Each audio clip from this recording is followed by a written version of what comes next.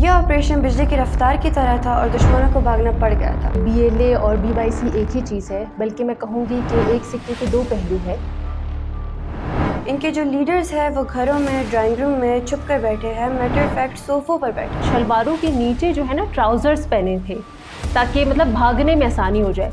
तो जिस टाइम ये लोग भाग रहे थे उन्होंने जो है ना शलवारें निकाली और दरख्तों पे डाल दिया और उसी ट्राउज़र में भाग रहे थे। ये चंद लोग भी इनको फॉलो करना बंद कर देंगे या इनको अपना लीडर मानना छोड़ देंगे। जी दुरेशवार, ये जो BLA और BYC के बीच में जो यूनिटी है, इसका मकसद सिर्फ गद्दारी और जिस लाइन पे लोग चल रहे थे वो बुज़दिली की है। इनके लिए वही चीज़ इम्पॉर्टेंट है। अगर मैं कहूँ तो पैसा ही इनके लिए, माँ बाप, इनकी ज़मीन, हर चीज़, मतलब इनकी पूरी ज़िंदगी सिर्फ इसी फंडिंग और इन्हीं पैसों पर है। फोर्सेस ने इतनी तेज़ी दिखाई थी कि जो दहशतगर्द थे उनको संभलने का मौका ही नहीं मिला, ना भागने का ना छुपने का। इतने समझाने के बावजूद भी इनको समझ नहीं आ रहा, तो इनके लिए तो ऐसे ही ऑपरेशन सही है। ये लोग सिर्फ इंडिया से फंडिंग लेते हैं, इनका मकसद सिर्फ पैसे है, ना ये लोग अपनी आवाम के बारे में है, ना ये लोग अपनी ज़ुबान पे है। अगर उसका कोई 5 या 10% भी ये लोग पाकिस्तान की तरफ लॉयल्टी दिखाते या उनको जो है ना पाकिस्तान को अपनाते तो इनको बहुत इज्जत मिलती। जब उनसे पूछा गया कि आपने सरेंडर क्यों किया तो उन्होंने बताया कि जब मैं पहाड़ों पे गया था तो मुझे दिखा कि बैग्स थे डॉलर्स के जिसमें इंडियन करेंसी भी थी। अस्सलाम वालेकुम, मैं आपकी host Amara Tareen. Welcome back to another podcast episode. आज का जो हमारा टॉपिक है वो है जहरी ऑपरेशन, जिसके ऊपर जो पाक फौज ने ऑपरेशन किया था उसकी कोई मिसाल नहीं मिलती। यह ऑपरेशन बिजली की रफ्तार की तरह था और दुश्मनों को भागना पड़ गया था। इस टॉपिक के बारे में हम दुरेशवार से बात करेंगे। दुरेशवार, अस्सलाम वालेकुम। वालेकुम अस्सलाम। दुरेशवार, आपको तो पता है कि BLA और BYC जो है वो एक ही है। इनके जो लीडर्स हैं वो घरों में, ड्राइंग रूम में छुप कर बैठे हैं, मैटर ऑफ फैक्ट सोफों पर बैठे हैं। हमारा अब तो ये जो है ना पूरी दुनिया ही जान चुकी है कि BLA और BYC एक ही चीज़ है, बल्कि मैं कहूँगी कि एक सिक्के के दो पहलू है।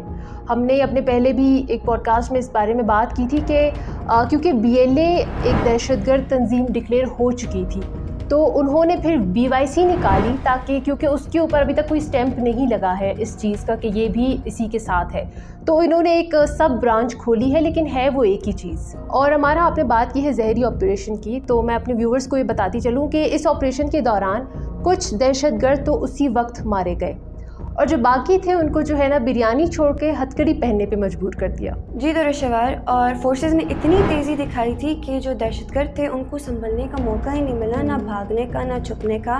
और जब आपके सामने कोई गन पकड़ ले या आपके ऊपर कोई आ जाए इस तरह, तो फिर वो तो है बुज़दिल। उनको जो है ना फिर माफ़ी मांगने की आदत हो जाती है, फिर उनकी जो सारी बदमाशी होती है वो उधर निकल जाती है। और हमारा अपने व्यूवर्स को मैं बताती चलूँ कि इनका तो कोई हाल नहीं है। ये मैं बता दूं कि इन्होंने जो है ना शलवारें पहनी थी और इनकी शलवारें काफ़ी बड़ी होती है और ये हम सबको ही पता है कि बड़ी शलवारों में इंसान भाग नहीं सकता, तो इन्होंने शलवारों के नीचे जो है ना ट्राउज़र्स पहने थे ताकि मतलब भागने में आसानी हो जाए। तो जिस टाइम ये लोग भाग रहे थे उन्होंने जो है ना शलवारें निकाली और दरख्तों पे डाल दिया और उसी ट्राउज़र में भाग रहे थे, लेकिन उसके बावजूद ये लोग पकड़े गए। ये तो हाल है इनका।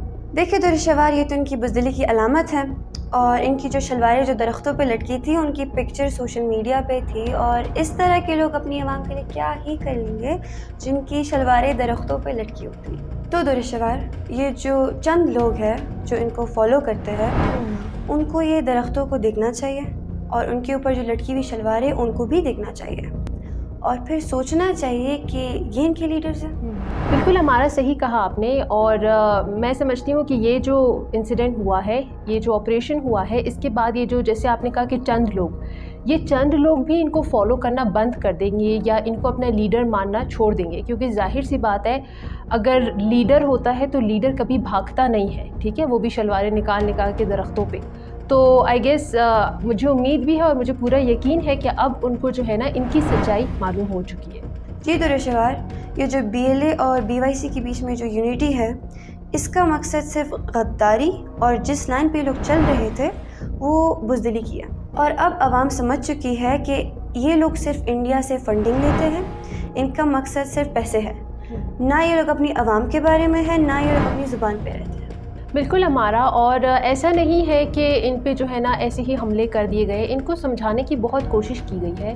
जो सीएम थे या जो हमारी कमेटी थी, इनको जो है ना समझाने की कोशिश की है, इनसे बात करने की कोशिश की है। लेकिन मसला यही है कि ये लोग गद्दार लोग हैं और ये लोग अपनी बात पे कभी नहीं उतरते। इनको जो समझाया जाए वो समझते नहीं हैं, और वही रीज़न है, जैसे आपने कहा, पैसा, फंडिंग। तो इनके लिए वही चीज़ इम्पॉर्टेंट है। अगर मैं कहूँ तो पैसा ही इनके लिए, माँ बाप, इनकी ज़मीन, हर चीज़, मतलब इनकी पूरी ज़िंदगी सिर्फ इसी फंडिंग और इन्हीं पैसों पर है। तो अगर इतने समझाने के बावजूद भी इनको समझ नहीं आ रहा, तो इनके लिए तो ऐसे ही ऑपरेशन सही है। देखिए दुरुशवार, मुझे तो दुख होता है उन लोगों पे जो इनको फॉलो करते हैं। बहुत से ऐसे लोग थे जो इनको फॉलो करने के बाद उन्होंने अपना मुंह मुखर लिया दूसरे साइड पे, और अभी वो बहुत रिग्रेट करते हैं इस चीज़ पे। तो मैं चाहती हूँ कि जो लोग इनको फॉलो करते हैं वो भी समझ जाए, बल्कि अपने मुल्क के लिए, अपनी आवाम के लिए कुछ करे। हमारा, मैं आपको एक बात कहूँ, बल्कि आपके थ्रू मैं व्यूवर्स को एक बात बताऊँ कि जितना इन्होंने जो है ना अपनी लॉयल्टी इस फंडिंग और पैसों को दिखाई है, या जितना इन्होंने जो है ना इंडिया के तलवे चाटे हैं, अगर उसका कोई 5 या 10% भी ये लोग पाकिस्तान की तरफ लॉयल्टी दिखाते या उनको जो है ना पाकिस्तान को अपनाते, तो इनको बहुत इज़्ज़त मिलती, इनको हर चीज़ प्रोवाइड किया जाता। और पाकिस्तान, मैंने पहले भी अपने पॉडकास्ट में बोला है कि बहुत ही एक अमन पसंद मुल्क है।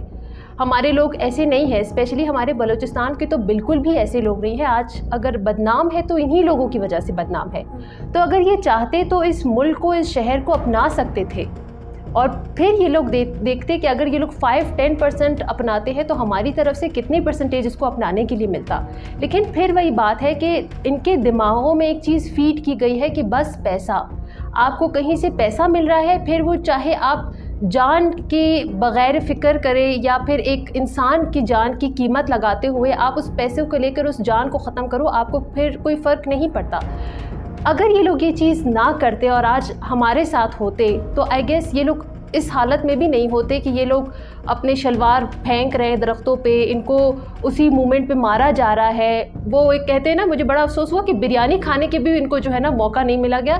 तो अगर ये लोग ये सारी चीज़ें ना करते और पाकिस्तान को अपनाते, तो वो आराम से किसी होटल पे हमारे साथ बैठ के खाना खा लेते। दुरुशवार, मुझे आपकी बातों से सरफराज बंगोलज़ई की इंटरव्यू याद आई।